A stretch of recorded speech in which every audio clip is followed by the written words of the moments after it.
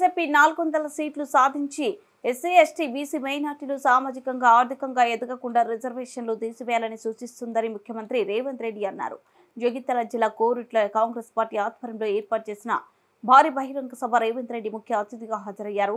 ఈ సందర్భంగా రేవంత్ రెడ్డి మాట్లాడుతూ నిజామాబాద్ పార్లమెంట్ లో కాంగ్రెస్ పార్టీ అభ్యర్థి జీవన్ రెడ్డిని కోరుట్ల మెట్పల్లి ప్రజలు అధిక మెజార్టీతో గెలిపించాలని కోరారు. బీజేపీ ప్రభుత్వంలో బడుగు బలహీన వర్గాలకు తగిన న్యాయం జరగలేదన్నారు.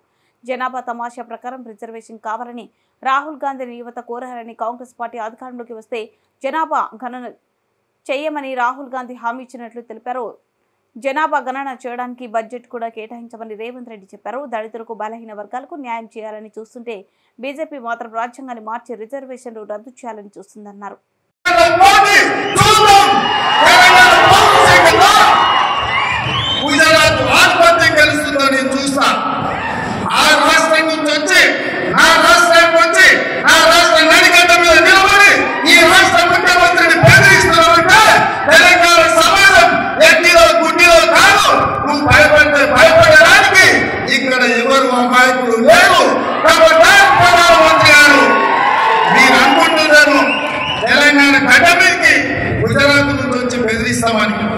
ఇది నా ఊరు, ఇది నా ప్రాంతం, నా ఊరికి వచ్చి నన్నే బెదిరిస్తావా?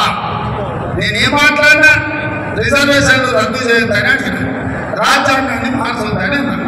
ఒకవేళ నీకు నచ్చుదే నా మాట విను, నచ్చకపోతే నా ఇష్టం. రాజ్యాంగం మారితే రిజర్వేషన్లు రద్దు చేసుకొని ప్రజలు ఓట్లాడు, ప్రజలే తీర్పిస్తారు ఎవరి పక్కన నిలబడాలి. అంతే తప్ప మీరు ఆలోచించి సోదరులను పక్కూరోడు మన ఊరికి వచ్చి మన ఊరు చౌరస్తా నిలబడి మనల్ని అవమానించే విధంగా మన ఊరోళ్ళను తిట్టు ఊరుకుంటే మనం ఊరుకుంటామా? ఉంటామా? మనకి ఏమన్నా విభేదాలు ఉండొచ్చు, మనకి భిన్నాభిప్రాయాలు ఉండొచ్చు, కానీ మన ఊరికి చౌరాంతరంగా వచ్చిన ప్రచారం చేయాలి. ఇవాళ ఒక్కసారి ఢిల్లీ పోలీసులను హాజరుగా దాడి చేసిన అమిత్ షా గారు ఏం దౌర్జన్యమైంది? నేను ఇలా కోరుట్ల మీటింగ్ పెట్టుకున్నా, సాయంత్రం కుటుంబాలు పెట్టుకున్నా, ఆ తర్వాత శేర్లింగపల్లి పెట్టుకున్నా, రేపు జగిత్యాలకు వస్తున్నా. నేనంట ఎన్నికల ప్రచారం అంతా మానేసి ఢిల్లీ పోలీస్ స్టేషన్ లో రాజ్యాంగం ఎందుకు రద్దు చేస్తున్నారు, రాజ్యాంగాన్ని ఎందుకు మారుస్తున్నారని అడిగినందుకు ఢిల్లీ పోలీస్ స్టేషన్ లో ముద్దాయిగా పోయి నేను హాజరు కావాలంట. ఇదేనా ఇది ప్రధానమంత్రి గారు? మీకు ప్రధానమంత్రికి బాధ్యత ఇచ్చింది ప్రజలు రేవంత్ రెడ్డిని పోలీస్ స్టేషన్లో వేయడానికేనా? ఇదా మీరు నేర్చుకున్నది? ఇట్లా భయపడి ఎంతకాలం మీరు రాజ్యాన్ని వేస్తారు? ఇట్లా భయపడించి ఆధిపత్యం చెలాయించి అన్యాయంగా రాజ్యాలు వేయాలనుకుంటే నిజాం నవాబ్ ఏం గతిపట్టిందో కనుక్కోండి. రజాకర్ల పరిస్థితి ఎక్కడికి పోయిందో. మీకు రిజర్వేషన్లు ఇచ్చి, మీకు విద్యలో రిజర్వేషన్లు ఇచ్చి, మీకు ఉద్యోగాలలో రిజర్వేషన్లు ఇచ్చి, ఇవాళ మీకు రాజకీయాలలో రిజర్వేషన్లు ఇచ్చినందుకే అట్లూరి లక్ష్మణ్, కవంపల్లి సత్యనారాయణ, మేడిపల్లి సత్యం లాంటి వాళ్ళు ఎమ్మెల్యేలు విప్పులైనరు. దామోదర్ రాజ నరసింహ గారు మంత్రి అయినరు, బట్టి విక్రమార్క గారు ఉప ముఖ్యమంత్రి అయినరు, బలరాం నాయక్ గారు కేంద్ర మంత్రి అయిండు, సర్వే సత్యనారాయణ గారు కేంద్రంలో మంత్రి అయిండు. ఇవాళ ఉన్న ఫలంగా ఎస్సీ ఎస్టీ రిజర్వేషన్లు రద్దు చేస్తే వీళ్ళందరూ ఎక్కడికి పోవాలి? చదువుకుంటున్న పిల్లలు ఏం చేయాలని నేను అడుగుతున్నా.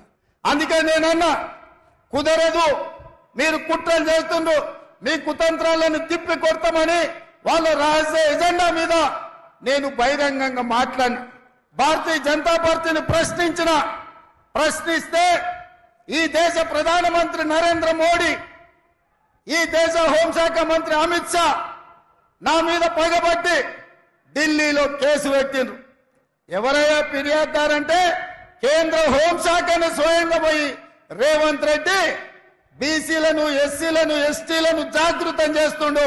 వాళ్ళ రిజర్వేషన్ల రద్దు మీద ఊరూరు తిరిగి ప్రచారం చేస్తుండు. ఆయనను అర్జెంటుగా అరెస్టు చేయాలని ఢిల్లీలో కేసు పెట్టిరు.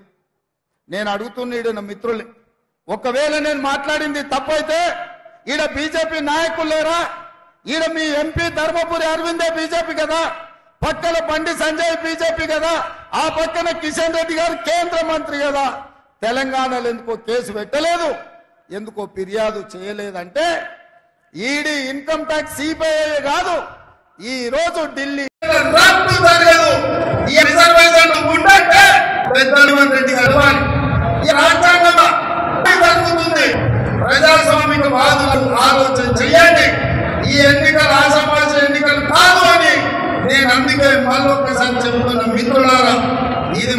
సమాధి పెను ప్రమాదం దాపురించి ఉన్నది. అందుకే అమిత్ షా వస్తున్నారు, వారైనా చెప్పాలి ఎందుకు బీసీ జనాభా లెక్కలు వద్దంటున్నారు, బీసీ జనాభాకు రిజర్వేషన్ ఎందుకు పెంచదంటున్నారు. అమిత్ షా గారు ఈరోజు తెలంగాణలో సమాధానం చెప్పాలి. వారు ఈరోజు తెలంగాణ పర్యటన చేస్తున్నారు. తెలంగాణ ప్రజలకు అమిత్ షా గారు సమాధానం చెప్పాలి. బీజేపీ ప్రభుత్వం కుట్రల్ని తిప్పికొట్టే బాధ్యత తెలంగాణ కాంగ్రెస్ పార్టీ తీసుకోవాలి.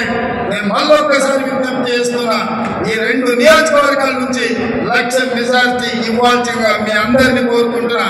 మీరు సిద్ధమేనా? సిద్ధమేనా? సిద్ధమేనా? 1,00,000 సిద్ధమేనా? 1,00,000 మెజార్టీ సిద్ధమేనా?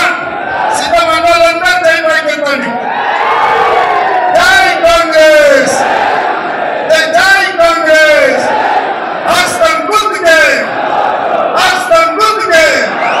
ధన్యవాదాలు మిత్రులారా.